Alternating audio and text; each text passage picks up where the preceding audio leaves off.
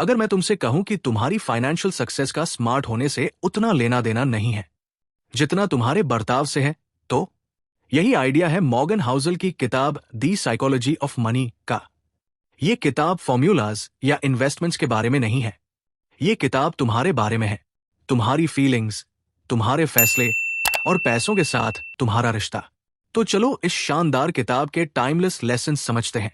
ऐसे लेसन्स जो तुम्हारा सोचने, खर्च करने, बचाने और जीने का तरीका बदल सकते हैं। 1. पैसे के मामले में कोई पागल नहीं होता। हम अक्सर दूसरों के फाइनेंशियल डिसीजंस को जज कर लेते हैं, लेकिन हाउसल कहते हैं पैसे के मामले में कोई भी पागल नहीं होता।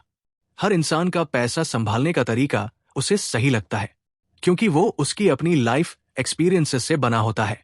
जिसने इन्फ्लेशन देखा है उसे बढ़ती कीमतों से डर लगता है। जो बूमिंग इकोनॉमी में बड़ा हुआ है उसे स्टॉक मार्केट पर भरोसा होता है। एक ही सिचुएशन को दो लोग देखेंगे और बिल्कुल अलग रियलिटी समझेंगे।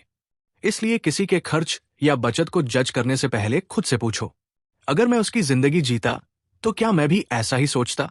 पैसा लॉजिक से नहीं, इमोशन से चलता है और उसे समझने की है एम्पैथी।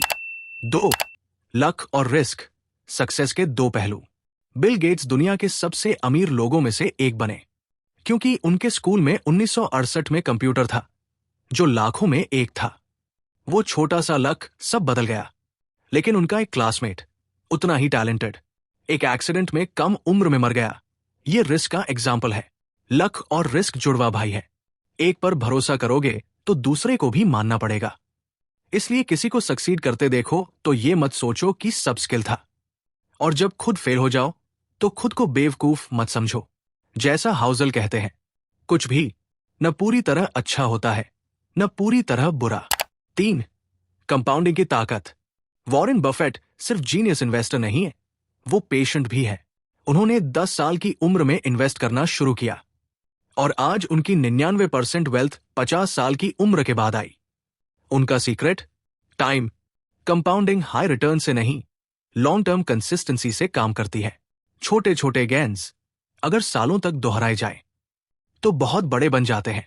ये पैसा ही नहीं, जिंदगी पर भी लागू होता है।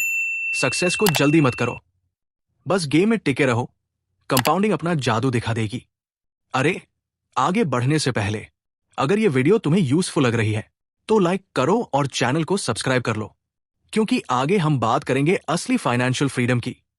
सिर्फ अमीर बनने की नहीं, अमीर बने रहने की। क्यों मिलियनेयर्स भी कंगाल हो जाते हैं, खुशी का पैसों से क्या लेना देना है, और कौन सा माइंडसेट लॉन्ग टर्म पीस देता है। अंत तक देखना, तुम्हारा नजरिया बदल जाएगा। 4. अमीर बनना वर्सेस अमीर बने रहना। अमीर बनने के कई तरीके हैं, लेकिन अमीर बने रहने का सिर्फ एक, ह्यूमिलिटी और डर। पैसा कमाने के लिए ऑप्टिमिज्म चाहिए, पैसा बचाने के लिए कॉशन। हाउसल इसे कहते हैं फ्रगैलिटी और पैरानोआ का बैलेंस। जैसे लिवरमो ने 1929 क्रैश प्रेडिक्ट करके मिलियंस कमाए, लेकिन बाद में ओवर कॉन्फिडेंस में सब खो दिया। लेसन साफ है, अमीर बनने के लिए हिम्मत चाहिए, अमीर बने रहने के लिए सर्वाइवल इंस्टिंक्ट। पहला गोल ये होना चाहिए, सब कुछ कभी मत खोना। 5. इनफ, पैसों का सबसे पावरफुल शब्द। हम हमेशा और के पीछे भागते रहते हैं, और पैसा और नाम और सक्सेस, लेकिन इनफ कब होता है? रजत गुप्ता मिलियनेयर थे, इनसाइडर ट्रेडिंग में सब रिस्क कर दिया और सब खो दिया। बर्नी मदोफ के पास लेजिट वेल्थ थी, फिर भी और के चक्कर में हजारों जिंदगियां तबाह कर दी। सबसे बड़ी फाइनेंशियल स्किल है गोल पोस्ट को रोकना। अगर अभी संतुष्ट नहीं हो तो कितना भी पैसा हो, सेफ कभी फील नहीं करोगे। असली वेल्थ वो है जिससे तुम दूर चल सको। 6. पैसा बचाओ, सिर्फ खर्च करने के लिए नहीं। सेविंग का मतलब बाद में कुछ खरीदना नहीं है। सेविंग का मतलब है फ्रीडम। सुबह उठकर यह कह पाना, आज मैं जो चाहूं कर सकता हूं। तुम दूसरों को इंप्रेस करने के लिए सेव नहीं करते, तुम अपना टाइम कंट्रोल करने के लिए सेव करते हो। पैसा बचाना इज इक्वल टू टाइम खरीदना। लक्ष्री नहीं, टाइम ही असली वेल्थ है। 7. रैशनल से ज्यादा रीजनेबल बनो। थ्योरी में रैशनल होना अच्छा लगता है, रियल लाइफ में रीजनेबल होना ज्यादा काम आता है।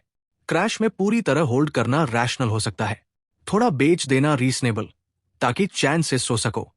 पैसा मैथ्स की प्रॉब्लम नहीं है, ये इमोशंस की प्रॉब्लम है। अगर तुम्हारा प्लान तुम्हें कंसिस्टेंट रखता है तो वही सही है, भले परफेक्ट ना हो। 8. एरर के लिए जगह रखो। फ्यूचर अनप्रेडिक्टेबल है, इसलिए बेस्ट फाइनेंशियल प्लान वो है जो फेल होने की जगह दे। इमरजेंसी फंड रखो, इनकम डाइवर्सिफाई करो, अनएक्सपेक्टेड के लिए रेडी रहो।